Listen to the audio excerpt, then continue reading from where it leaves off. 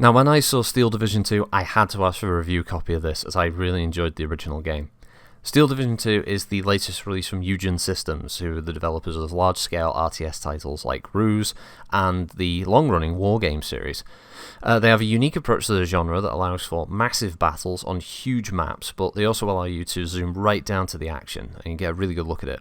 As a basic overview of Steel Division 2, it's a World War II focused RTS on the Eastern Front that features German, Hungarian and Soviet forces battling in the later stages of the offences of 42 and 43. If you own the original Steel Division, you gain access to the Western Front allies from the original game.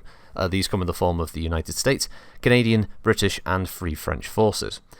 These can be bought as part of a separate DLC, but it is quite pricey, and it was released day one for those wanting to play as the allies in multiplayer and single player. You can buy them. As a side note, the game does also support Steam Workshop, although at the moment the sequel doesn't have anything. I suspect this will come out in a later update. The sheer number of units in-game is frankly impressive. It covers everything from infantry, light vehicles, artillery, tanks and planes, numbering in the hundreds spread across numerous divisions or battle groups in the game. All of them can be viewed in the game's armory, and that's complete with their stats to see what each unit is equipped with and how effective they are against different targets. Adding in the allies, the number jumps up another couple of hundred at least. One of the cool aspects is that you can make your own battle groups using any of the nations in the game, or you can use an existing template and create a deck.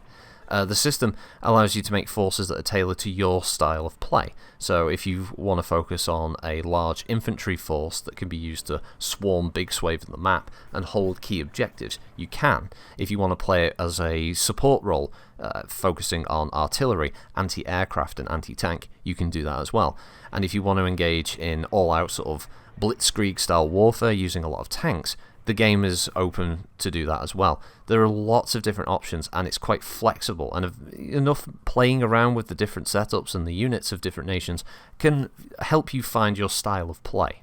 Now, the modes in gameplay that's available to you is broken down into three types of modes. You've got Skirmish, that is your sort of introduction mode, let's call it. This is where you can play against the AI and you can set numerous difficulty options, how many bots, the type of map, the size of map, and what game type you've got, including the battle groups that you use and the AI use. Maximum is 4v4, including yourself, but multiplayer can go up to 10v10.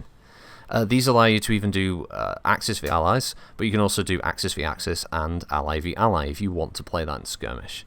There's also historical battles, which are scenario-based missions that task you with completing specific objectives within a certain amount of time, and you also have a number of predetermined units, and you can play these missions from either side. It gives you a bit of replayability. The final mode is called Army General. This is a turn-based attack and defend affair, again based around a historical point in the Eastern Front operations, and allows you to play as Soviet or German forces. This is one of the bigger modes, but I do have some issues with it I'll highlight a little bit later on. Most of the modes, though, can be played cooperatively. You can also play them competitively, or you can play them against the AI, which can give you a fair amount of replayability as you try different approaches to each battle. Unfortunately, you can't play Army General multiplayer, which I think is a missed opportunity, as it could have been one of the better aspects of the game, you and a friend going one-on-one, trying to outwit one another. That said though, multiplayer is huge, 10v10 battles being the headline feature, though you can also play smaller battles right down to 1v1 if you want, and many in between. Even handicap matches are allowed, and have the same option as you do for solo battles if you create one. Multiplayer also features a ranked battle system for anyone who enjoys climbing the leaderboards, and you can really test your skills against some very, very talented players at this macro management RTS. Combat then is fought in stages that represent the escalation of a battle. Phase A is focused on small-scale skirmishing, as both teams rapidly move to secure objectives and dig in while probing the defences of the enemy. Phase B is the battle proper, seeing heavier equipment becoming available and the intensity of the battle increasing as both sides begin to push the battle lines. Finally, Phase C is the endgame state, as the final reinforcements become available and represent specialist units and some of the most powerful equipment available to your army specifically. Every unit then has a cost to deploy, and you have a pool of resources that fills over time every minute. Cheap units like infantry can be deployed in very large groups, while aircraft, artillery and tanks cost a lot more unless you get less of them. You have to find that key balance, as each unit type has its own strengths and weaknesses in the field. Another thing to keep in mind is that every unit is finite. Depending on what unit you've selected for the deck, it can determine how many you can deploy. A heavy tank is very powerful, but you might only get a handful of these to deploy in any one match, while medium tanks like Shermans are cheaper, and thus they're available in larger numbers. And it all plays into the complex mechanics of this ever-shifting field of battle every match you go into, whether it be against the AI or in a multiplayer game. The other thing is, you can never control the battlefield completely, as the AI is generally smart enough to flank and deploy where you're weakest, while trying to maintain its grip on the territory that you're attacking. Combat then boils down to the micromanagement of forces as you plan ahead and constantly shift to counter the enemy movement while pushing to secure objectives elsewhere. In multiplayer, the constant shifting is more pronounced as players are unpredictable and ultimately create a much more dynamic match than anything a computer can. Still, for what it does, the AI is pretty effective in teaching you the general flow of the game and how best to utilise the units that you have in combat. Now, this isn't to say the game is perfect by any means. The AI can appear to be somewhat omniscient at times, being able to spot your troops at incredible ranges, and it can come off as cheap.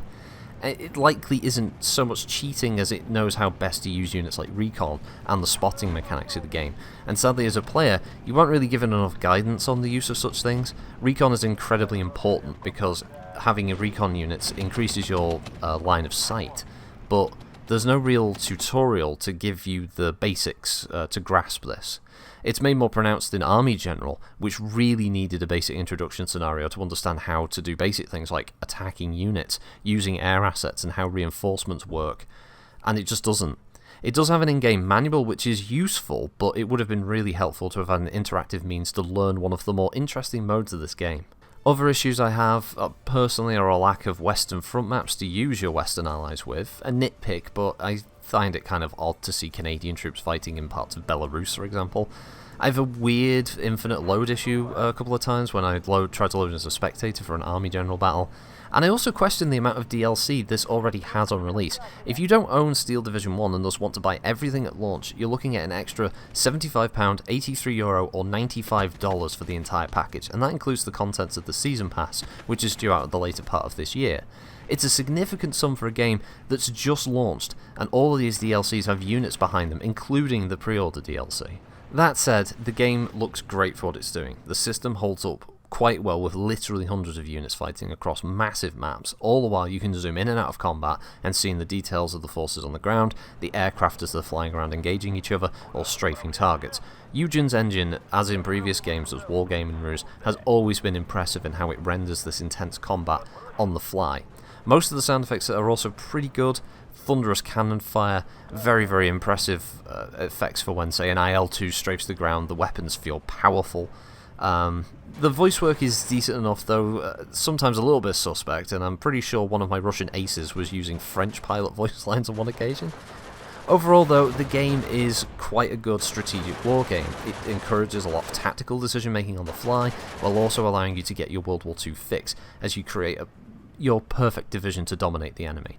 With some patching and further iteration on some of the other issues that I've raised here, I could see this becoming one of the best World War II themed RTS games on Steam, and later content promises more nations, more vehicles and campaigns to play through. And I hope this has been informative for you. I give this a recommendation, though with caution about the steep learning curve in some areas and the equally steep DLC pricing. The core game is fun, and when the mod support comes out, it could really be a time sink. And yeah, so I gotta say, thanks for watching everybody. Hope you have a good one. Bye.